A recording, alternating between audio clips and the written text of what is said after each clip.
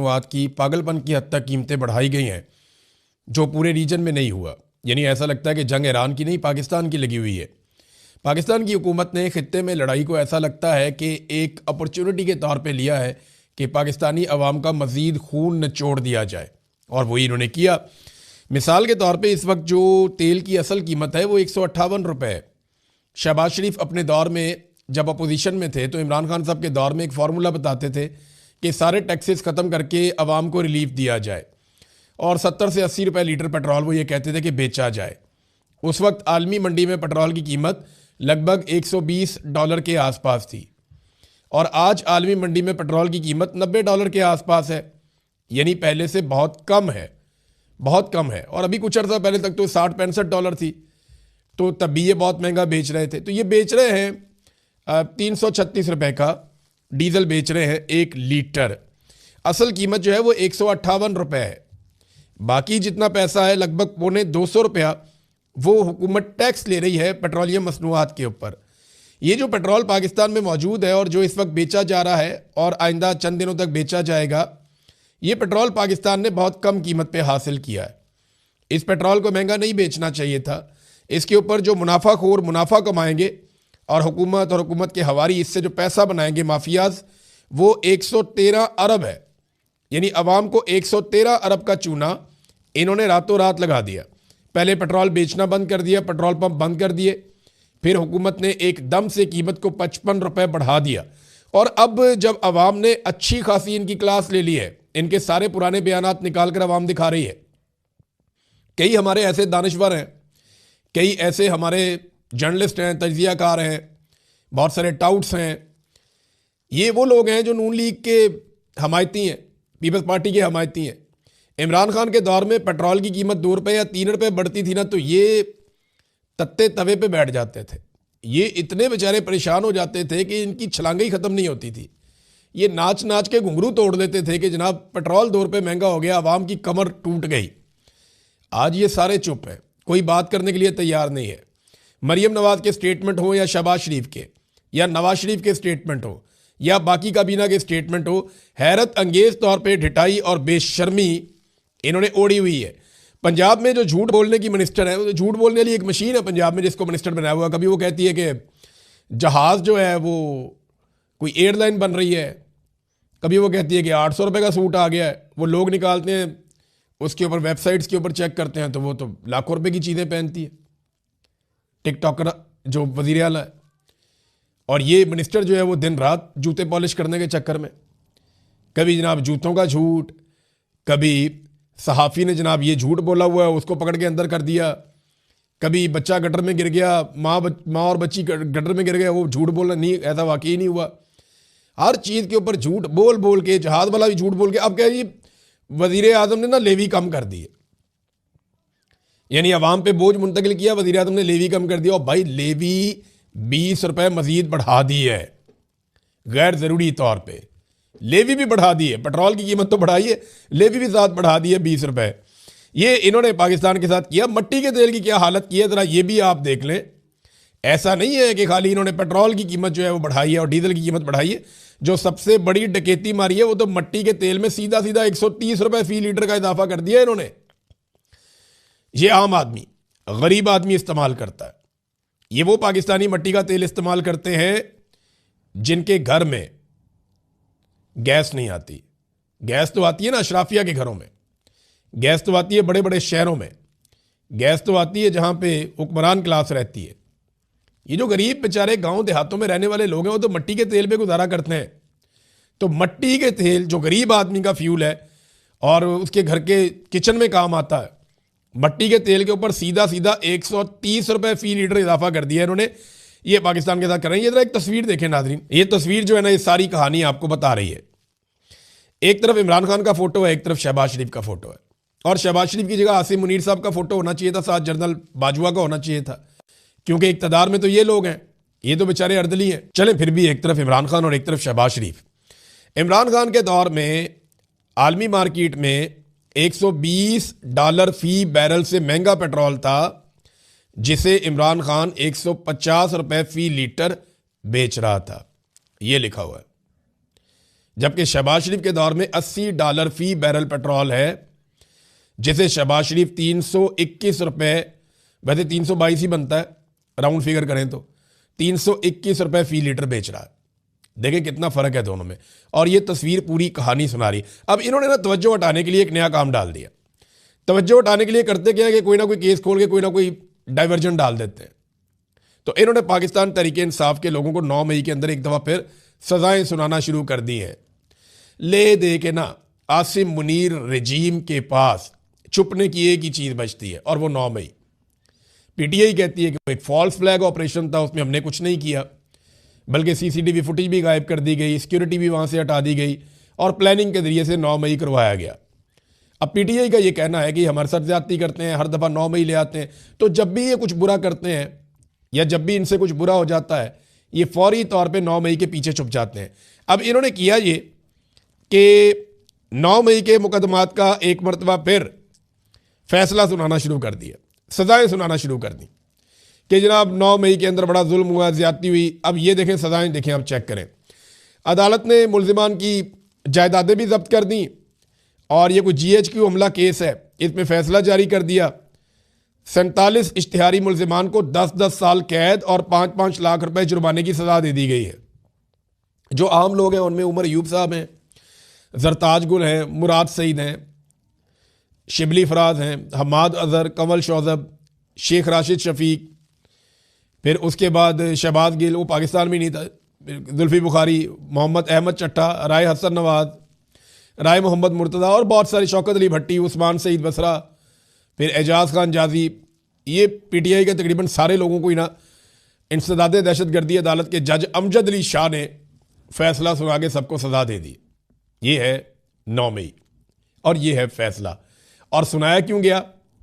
देखें ना, ये डाइवर्जन लगाते हैं, तवज्जो भटकाते हैं लोगों की। ठीक है, आप 9 मई की तरफ तवज्जो दें, और सोशल मीडिया पे जो एक लोगों ने तूफान खड़ा कर दिया इस अजीबोगरीब किस्म की प्राइस हाइक के ऊपर, पूरी दुनिया में ऐसा नहीं हुआ भाई। इंपैक्ट आएगा तो पूरी दुनिया पे आएगा ना। दुनिया में 2%, 3%, 5% इतना इजाफा हुआ, पाकिस्तान ने उठा के सीधा 21% इजाफा कर दिया। तो ये तो ऐसे बैठे हुए थे दाव के ऊपर कि हमारा कोई दाव लग जाए, हम कीमतें बढ़ा दें। अब नाज़रीन, आसिम मुनीर साहब गए हैं सऊदी अरब, उन्होंने जाकर मुलाकात की है सऊदी अरब के अंदर सऊदी वज़ीर दिफा से। मैं इस हवाले से ना पहले आपको उनका जो ट्वीट है वो पढ़ के आपको सुनाता हूँ, फिर आपको बताता हूँ कि एक्चुअली लगता क्या है। ये सऊदी वज़ीर दिफा खालिद बिन सलमान का ट्वीट है। पाकिस्तान के चीफ ऑफ आर्मी स्टाफ और chief of defence forces field marshal Asim Munir से मुलाकात हुई है। हमने मुमलिकत सऊदी अरब पर ईरानी हमलों और अपने मुश्तरका स्ट्रेटेजिक दिफाई मुआहदे के फ्रेमवर्क के तहत उन्हें रोकने के लिए ज़रूरी इक़दाम पर तबादला ख्याल किया है। हमने इस बात पर जोर दिया है कि इसी तरह के इक़दाम इलाकाई सलामती और इस्तेहकाम को नुकसान पहुँचाते हैं, और इस उम्मीद का इजहार किया है कि ईरानी फरीक दानिशमंदी का मुजाहरा करेगा और गलत फहमी से गुरेज करेगा, यानी कोई मिस कैलकुलेशन नहीं करेगा, कोई मिस एडवेंचर टाइप नहीं करेगा। तो एक तो ये कि उन्होंने बताया कि ईरानी फरीक, यानी एक फरीक पाकिस्तान और सऊदी अरब है और दूसरा फरीक ईरान है। देखिए, मेरा एक सवाल है कि पाकिस्तान ने मजम्मत की ईरान की कि उन्होंने अरब ममालिक पे अटैक किया, लेकिन पाकिस्तान ने नाम लेकर मजम्मत अमेरिका और इसराइल की नहीं की कि उन्होंने क्यों ईरान के ऊपर अटैक किया। सऊदी अरब के अंदर अमेरिकी अड्डे पर अगर ईरान अटैक करता है तो पाकिस्तान के आर्मी चीफ वहां जाते हैं और जाके यकजहती करते हैं, लेकिन अमेरिका और इसराइल ईरान के अंदर जारहियत करते हैं तो आर्मी चीफ वहां जाके किसी किस्म का इजहार यकजहती नहीं करते। यह क्यों है? देखें ना, ईरान भी बरादर इस्लामी मुल्क है, सऊदी अरब भी बरादर इस्लामी मुल्क है, हमारे दोनों मुल्कों के साथ बेहतरीन ताल्लुकात हैं। ईरान के ऊपर भरपूर बमबारी हो रही है, ईरान के शहरी मारे जा रहे हैं, लगभग 1200-1300 बंदा ईरान का मारा गया, उनका सुप्रीम लीडर जो है उन्हें शहीद कर दिया गया, बेशुमार नुकसान हुआ। लेकिन इसके बावजूद ईरान के साथ ना इजहार यकजहती किया आर्मी चीफ ने, ना ईरान का दौरा किया, ना उन्होंने अमेरिका और इसराइल के खिलाफ कोई स्टेटमेंट जारी करवाया। लेकिन वहां ईरान ने अमेरिकी अड्डों पे हमला किया गल्फ ममालिक में, तो आर्मी चीफ गए और सऊदी वजीर दिफा के साथ बैठ के एक फरीक के तौर पे उन्होंने अपने आप को पेश किया कि ईरान एक फरीक है और हम दूसरा फरीक है। इसका मतलब आप समझ रहे हैं। अब ईरान ने इस मौके पर एक हिकमत अमली की है, वो मैं पहले आपके सामने रख देता हूं ताकि आपको आइडिया हो कि मामला जा कहां पर रहा है। क्योंकि डोनाल्ड ट्रंप का एक दावा सामने आया। पहले डोनाल्ड ट्रंप का दावा आपको बताते हैं। डोनाल्ड ट्रंप ने कहा कि ईरान जिसे बुरी तरह मारा जा रहा है उसने माफी मांग ली है और अपने मशरिक़े वुस्ता के पड़ोसियों के सामने हथियार डाल दिए हैं और वादा किया है कि वो इन पर मजीद गोलियां नहीं चलाएगा या मजीद इनके ऊपर हमला नहीं करेगा। यह वादा सिर्फ अमरीकी और इसराइली हमलों की वजह से किया गया है। वो मशरिक़े वुस्ता पर कब्जा करने और हुकूमत करने के दर पे था। यह पहला मौका है कि ईरान हजारों साल में मशरिक़े वुस्ता के आसपास के ममालिक से हारा है। उन्होंने कहा, यानी उन ममालिक ने हमें कहा कि शुक्रिया सदर ट्रंप। तो मैंने कहा यू आर वेलकम। ईरान अब मशरिक़े वुस्ता का बदमाश नहीं रहा, बल्कि वो मशरिक़े वुस्ता में हार चुका है। ही इज़ अ लूज़र और कई दहाइयों तक वो रहेगा, लूज़र ही रहेगा जब तक कि वो हथियार डाल नहीं देते या ज़्यादा इम्कान है कि मुकम्मल तौर पर तबाह नहीं हो जाते। आज ईरान को बहुत ज़्यादा नुकसान पहुंचेगा। ईरान के बुरे रवैये की वजह से मुकम्मल तबाही और यकीनी मौत के बारे में संजीदगी से गौर किया जा रहा है। ऐसे इलाके और लोगों के गिरोह ऐसे हैं जिन्हें इस वक्त तक निशाना बनाने पर गौर नहीं किया गया था, जिन्हें अब निशाना बनाया जाएगा। डोनाल्ड ट्रंप ने धमकी भी लगाई और यह भी कहा कि ईरान ने माफ़ी मांग ली है और वो इसलिए मांगी कि बहुत ज़्यादा अमेरिका और इसराइल ईरान को मार रहे हैं और अरबों ने हमारा शुक्रिया अदा किया है। ये डोनाल्ड ट्रंप का स्टेटमेंट है। अब जरा देखते हैं कि डोनाल्ड ट्रंप का ये स्टेटमेंट जिस बुनियाद पे है वो बुनियाद क्या है। बुनियाद ये है कि ये ईरानी सदर ने अपने अरब ममालिक को मुखातिब किया है और उनसे बात की है मीडिया के जरिए से। ईरानी सदर ने कहा कि मशरिक़े वुस्ता में जिन ममालिक में अमरीकी अड्डे हैं वो इस बात पर कायम है कि उन्होंने इन अड्डों को ईरान के खिलाफ हमलों के लिए इस्तेमाल करने की इजाज़त नहीं दी। फिर उन्होंने कहा कि जनाब जो खलीजी ममालिक जहाँ पे अमरीकी अड्डे हैं वो इस बात को यकीनी बनाएं कि उनकी सरजमीन से ईरान के ऊपर हमला ना किया जाए और ईरान भी जवाबी तौर पे उन अड्डों पे हमला नहीं करेगा। वो ये कहते हैं कि ईरान ने हमेशा कोशिश की है अमन के लिए, मुज़ाकरात के लिए। बड़ी लंबी चौड़ी उन्होंने बातचीत की, लेकिन उन्होंने कहा कि पड़ोसी ममालिक पर हमला हम नहीं करेंगे जब तक कि वहाँ से हमारे ऊपर हमला नहीं किया जाता। उन्होंने ईरान के पड़ोसी ममालिक, खासतौर पे जो अरब ममालिक हैं, उनसे माफ़ी भी मांगी और इस अज़म का इजहार किया कि ईरान मुज़ाहमत जारी रखेगा। देखिए, समझने की बात है। वो कह रहे हैं हम आपसे माफ़ी चाहते हैं, आपसे माजरत चाहते हैं कि आपके मुल्क पे हमें बम मारना पड़ता है, लेकिन हम अमरीकी अड्डों पे मारते हैं। आप अमेरिकन को रोकेंगे वो आपके मुल्क में बैठ के हमें ना मारे, तो हम भी वापस नहीं मारना चाहते, लेकिन जब हमें मजबूरन मारना पड़ता है तो हम आपसे माफ़ी चाहते हैं। तो ईरान का ये तरीक़ाकार आप गौर कर लीजिए कि वो अरब ममालिक से ताल्लुकात बिगाड़ना भी नहीं चाहता और अपना रिटेलिएशन भी करना चाहता है, जवाबी कार्रवाई भी करना चाहता है। तो इसको डोनाल्ड ट्रंप ने माफ़ी कह दिया और यकीन दहानी कह दिया कि ईरान दोबारा हमला नहीं करेगा। मुझे नहीं लगता कि ईरान को अब ज़्यादा हमला करने की ज़रूरत रहेगी। उसकी वजह मैं आपको बताता हूँ। बड़ी इंटरेस्टिंग खबर है मेरे पास, ये देखें। और ये खबर अमेरिका से आ रही है। साबिक CIA तज्जियाकार लैरी जॉनसन, इन्होंने बहुत बड़ा इंकशाफ किया है और ये एक नहीं, 10 किस्म के लोग इंकशाफ कर रहे हैं।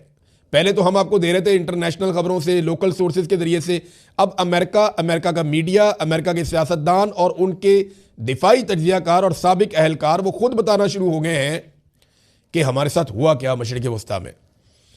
उन्होंने बताया कि अमरीकी अवाम को जंग की असल सूरत हाल के बारे में गुमराह किया जा रहा है। उनके मुताबिक ईरान ने 5 जदीद अमरीकी रडार तबाह कर दिए हैं। इनमें से 2 की मालियत $1 अरब फी थी, यानी $1 अरब का था वो, और 3 थार्ड मिसाइल की दिफाई बैटरियां तबाह हो चुकी हैं, जो अमेरिका के आलमी ज़ख़ीरे का तकरीबन 30% है। यानी अमेरिका का 30% जो है वो दिफाई बैटरियां वो भी तबाह हो गई हैं। एक हफ्ते में तकरीबन $4 अरब के रडार सिस्टम हमारे ज़ाया हो चुके हैं। बहरीन में अमरीकी बहरी तनसीबात तकरीबन मुकम्मल तौर पर तबाह हो चुकी हैं। अमरीकी फ़िज़ाई दिफा तकरीबन अंधा हो गया है उस रीजन में, यानी मिडल ईस्ट में। आने वाले हमलों की वार्निंग 30 मिनट से कम होकर तकरीबन 1 मिनट रह गई है। यानी जो हमें पता चलता था 30 मिनट पहले कि वहाँ से मिसाइल निकल रहे हैं, आ रहे हैं, हम पे हमला करेंगे, वो अमेरिकन को अब पता चलता है 1 मिनट पहले। जॉनसन के मुताबिक ईरान को अब रूस और चीन की वो हमायत हासिल है जो पहले कभी भी हासिल नहीं थी। ये तनाज़ा वसी आलमी जंग में तब्दील हो सकता है। अच्छा, ये नुकसानात हुए हैं। कुछ और तस्वीर और वीडियोज़ भी आई हैं। सेटेलाइट तस्वीर के मुताबिक उर्दन में एक अमरीकी थार्ड मिसाइल बैटरी का जो पूरा रडार सिस्टम है उसको अमरीका और इसराइल के ईरान पर हमलों के इब्तदाई दिनों में निशाना बनाया गया था और ये मुकम्मल तौर पर तबाह हो गया है। ये बहुत बड़ा नुकसान हुआ है। ये तकरीबन निस्फ अरब डॉलर का है और अमेरिका को बड़ा अरसा लग जाएगा इनको ठीक करने में। बाज़ चीज़ों को अमेरिका को ठीक करने में 5 से 7 साल भी लग सकते हैं, ये भी खबरें आ रही हैं। अच्छा, उर्दन में अमेरिका का एयर डिफेंस सिस्टम जो है ना उसका रडार तबाह हो गया है। अब रडार के बगैर जो है वो जो उनके पास इंटरसेप्टर्स हैं जो ड्रोन्स को और मिसाइलों को रोकते हैं वो नाकारा हो गए। आपके पास रडार ही नहीं है तो आप पता कैसे करेंगे कहाँ से क्या आ रहा है। रडार पहले आइडेंटिफाई करता है, फिर जाके उसको फिजाई दिफाई निज़ाम जो है वो निशाना बनाता है। इंटरसेप्टर मिसाइल तभी काम आते हैं ना जब रडार काम करता है। तो रडार अब तो उसकी आंखें तो ख़त्म हो गई, देखने की सलाहियत तो ख़त्म हो गई, तो बगैर देखे तो मार नहीं सकते। अंधेरे में तीर चलाने का क्या फ़ायदा। ये किया है ईरान ने। देखिए, ईरान कहता है जी अब हम सिर्फ इसराइल के ऊपर अटैक करेंगे। मेरे ख्याल में ये एक हिकमत अमली इसलिए भी कामयाब हुई है कि ईरान ने रास्ता क्लियर कर लिया। ईरानी मिसाइल कई ममालिक से गुजरने के बाद पहुंचता था इसराइल में। रास्ते में सऊदी अरब आ जाता है, रास्ते में यूएई आ जाता है, रास्ते में उर्दन आ जाता है, फिर जाके इसराइल पहुंचता है मिसाइल। यानी उससे पहले जो है सबसे पहले तो ओमान आ जाता है। तो ये 4-5 ममालिक क्रॉस करके, समंदर क्रॉस करके फिर जाके वो मिसाइल पहुंचता है इसराइल में।